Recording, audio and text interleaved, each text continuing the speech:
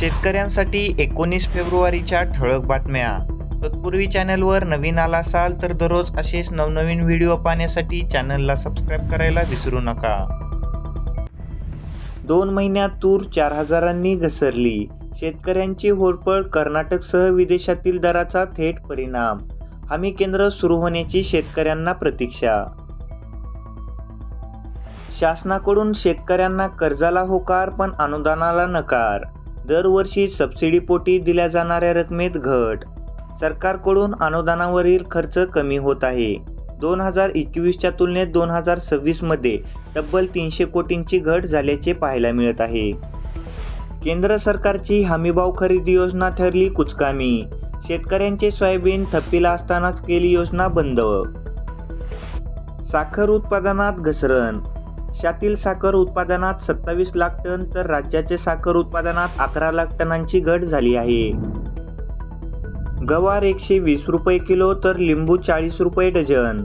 उन्हाळ्याच्या सुरुवातीलाच भाजीपाल्याच्या किमती वाढल्याने सर्वसामान्य नागरिकांचे बजेट कोलमडणार आहे. गवार व लिंबाच्या दरामध्ये वाढ पाहायला मिळत असली तरी टोमॅटो व वांग्याच्या दरामध्ये मात्र घट पाहायला मिळत आहे.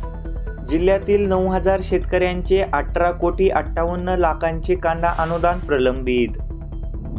अद्रक अल्प दरात, शेतकरी संकटात. लागवड खर्चही निघणे अवघड. अद्रकाला यंदा 1,800 ते 2,000 रुपये प्रति क्विंटल दर इतका मिळत आहे. फेब्रुवारी महिन्यातच विजेच्या मागणीत झाली वाढ. यंदा फेब्रुवारी महिन्यात कृषी पंपाचा वाढलेला वापर आणि तापमानामुळे निर्माण झालेला उकाडा यामुळे विजेची मागणी मोठ्या प्रमाणात वाढली आहे. गतवर्षी उन्हाळ्यात 35 मिलियन युनिट अधिकचे वीज. CCIची कापूस खरेदी बंद. शेतकऱ्यांची आता मोठी अडचण. साठवून ठेवलेला कापूस विकायचा कसा? आता शेतकऱ्यांपुढे मोठा प्रश्न. बाजार समितीत सध्या तुरीची आवक होत असून 7,500 रुपये क्विंटलला भाव मिळत आहे. पुढील काळात भाव वाढतील अशी आशा शेतकऱ्यांना आहे. सोयगाव तालुक्यात बाजरी पीक बहरले. यंदा घरघोस उत्पादन होण्याची शेतकऱ्यांना आशा. गतवर्षी परतीचा जोरदार पाऊस झाल्यामुळे सध्या रब्बी हंगामातील बाजरीचे पीक जोमात येत आहे.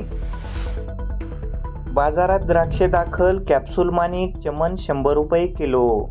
बाजारात सध्या 70 रुपयांपासून द्राक्षाचे दर आहेत. कॅप्सूलचे द्राक्षे मात्र 100 ते 120 रुपये प्रति किलो विकली जात आहेत.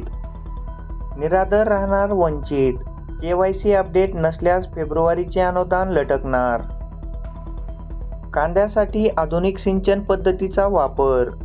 दरवर्षीच्या तुलनेत यंदा मोठ्या प्रमाणात उन्हाळी कांदा लागवड झाली असून शेतकऱ्यांना फक्त दर चांगले राहावे अशी आशा आहे. कांद्यावर पाणी टंचाईचे संकट. उन्हाच्या झळा तीव्र, शेतकऱ्यांमध्ये चिंता. अहिल्यानगर तालुक्यामध्ये रब्बी हंगामातील 68,000 हेक्टर क्षेत्रावर पिकांची लागवड झाली आहे. त्यातील 16,000 हेक्टर क्षेत्रावर कांद्याची लागवड केली असून आता कांद्याला पाण्याची टंचाई भासत आहे. विहिरीला मिळणार 5 लाखांचे अनुदान. विहिरीसाठी मिळणार लाभार्थी शेतकऱ्यांना अनुदान. अकोला जिल्ह्यात 1,793 सिंचन विहिरींचे कामे सुरू तर 4,625 विहिरींचे कामे लवकरच सुरू होण्याची शक्यता. कर्जमाफीऐवजी जुन्या योजनांवरच बोळवण. कर्जमुक्तीतील उर्वरित शेतकऱ्यांसाठी अर्थसंकल्पात तरतुदीचे प्रयत्न. राज्यातील शेतकऱ्यांना कर्जमाफी देऊ असे आश्वासन महायुतीतील पक्षांनी दिले असले तरी अद्याप ते पूर्ण केले नाही. पारदर्शक वसुलीसाठी शेतसारा आता ऑनलाईन. उपक्रमाची कामे 31 मार्च अखेर संपविण्याचे उद्दिष्ट. शेतसारा वसुलीसाठी ऑफलाईन प्रक्रिया लवकरच बंद होण्याची शक्यता आहे.